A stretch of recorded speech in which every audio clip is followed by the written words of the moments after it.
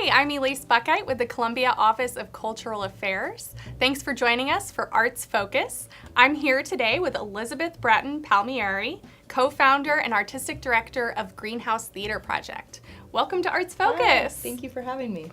So I was looking at your website earlier today, and there's a quote from the Tribune that says, "Forget breaking down the fourth wall. GreenHouse has demolished the entire house." I love that quote. What does that mean for you? Yeah, that in a nutshell is GreenHouse. We are a site-specific theater company. We're a small, professional, nonprofit. That's very important to state that.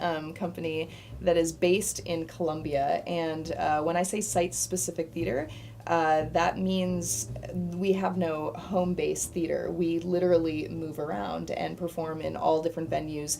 For the most part, the venues are downtown Columbia, but every now and then we kind of skip a rock and find a cool place outside. This last year, we just did a show in December out of Bluebell Farm, so that was one that kind of took us off the grid a little bit. But yeah, we perform in anything from art galleries to yoga studios to rooftops. I mean, you name it, we've done it. That's awesome. So you mentioned Bluebell. Collaboration is big for you guys. Who else have you collaborated with? Yeah, recently we just did an immersive production of Frankenstein. And so here's another like word that's kind of on the radar right now is immersive, which means the audience actually is up out of a seat and moving through the space while the action is happening around them. We don't do that for all shows, but every now and then we do a show that is immersive. And so we did that with Frankenstein, and we collaborated with Silverbox Photography and Hoot Design and Shannon Webster Art.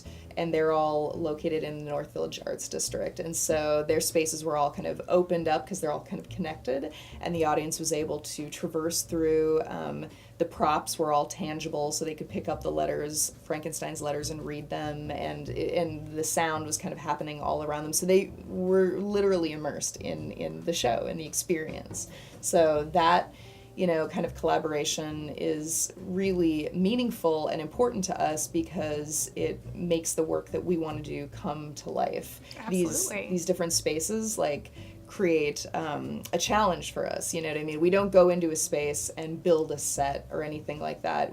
I kind of have my eye on spaces all the time, even like walking down a street, like I'll see an alley and I'll just be like, wow, I really love how the iron staircase, is just so, and this, and I want to use that for something. So I kind of file all of those ideas, these spaces back, even restaurants, or bars I go into in town. I'm always thinking about that stuff. So it just kind of depends on what the piece is, what the project is, and timing, of course, and if that space would work for that. So yeah. That's awesome. Very cool. I love that they could pick up the letters. That's so cool. Yeah. So you just finished Frankenstein. We did. And then you have Hamlet coming up next, right? Yes. So this has been season 7 for us, and the theme was to the grave and back again. So we were focusing on all classical works that have something to do with mortality. And so we did Dickens, our 3-person adaptation of A Christmas Carol in December out of Bluebell, like we were talking about. And then we did the Living Room One Acts, which actually didn't have a whole lot to do with mortality per se, but we can touch more on that later. And then we just did Frankenstein and now Hamlet. And we're performing in a venue that we've performed a few times in, so it's kind of a home for us. It's Orr Street Studios. But we are completely reconfiguring it. So any show that you have been to of ours in that space before, we're using the space in a completely different way. So yeah, it's really exciting. And when is that showing? Yeah, June 13th through the 17th. Awesome. Hamlet. Okay. And so you talked about seeing, as you're walking downtown and going into places, seeing potential scenes, maybe Frankenstein could come to life here. Yep. What is your process like as you are taking the source material and changing it this way? Yeah, no, it's all process for me. So really, this is a great question because we had a talk back or a panel discussion after Frankenstein, and someone asked me how long it took me to write the script, because the script was very different because it was immersive style.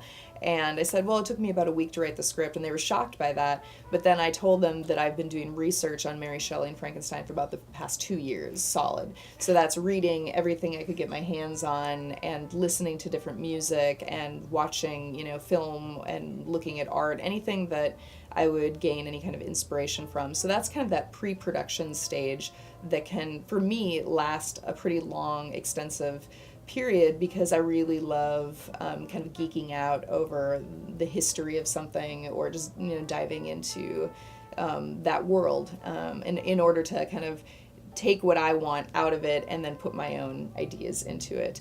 So that process, like I said, the pre-production is pretty lengthy, and then I get into the actual construction of the piece, and getting the actors here, and because we oftentimes will have actors come in from out of town, and so once I have them, it's go time, and we don't mess around, and so we usually rehearse mornings and evenings over about a 3.5 week timeline, and then we put the show up for 1 week.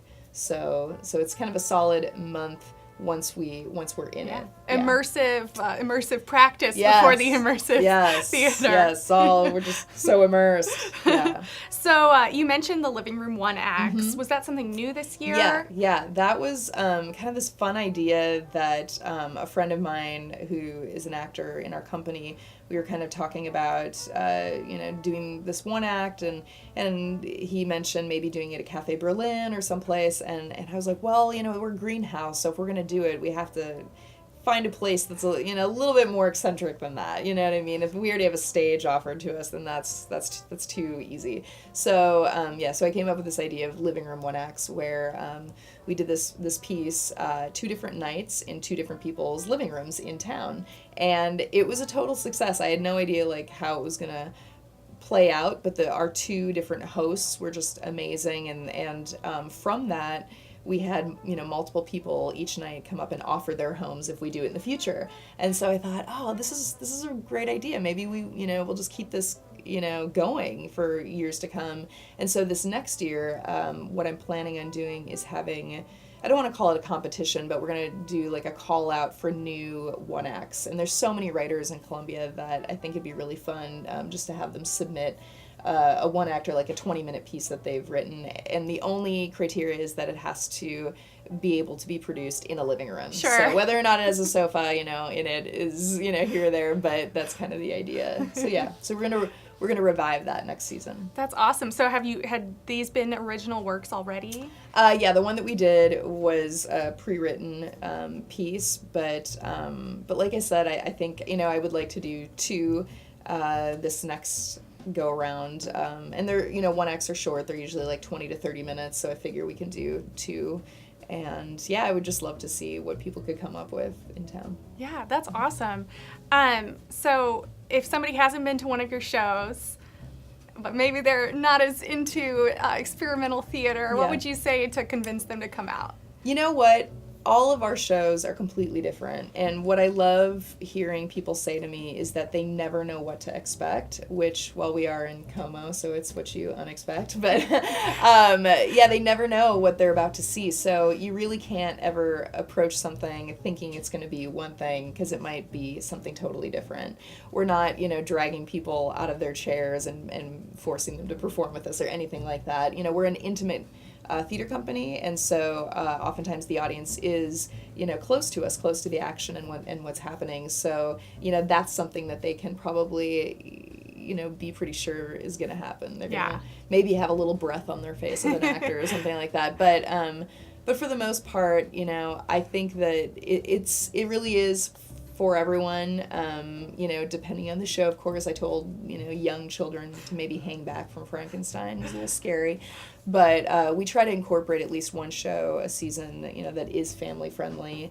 And then we just kind of go from there. So it's really, up to people to just take a chance and try it out and see, because it is different. There definitely is nothing like this happening anywhere around here anyway in mid-Missouri. So that's really exciting to be doing that kind don't of be work. afraid. Don't be afraid. You know, You'll take a enjoy it. risk. Yeah. Awesome. Absolutely. So where can people go to find out More information? Yeah, we have a website. It's www.greenhousetp.org. We also have Facebook. We have Instagram. We have Twitter. We have it all. So, Super connected. Yes, we Great. are in the social network. So Well, thank find you us. so much for Thank sharing you. with us today. Yes, thank you for having me. Thanks for joining us for another segment of Arts Focus.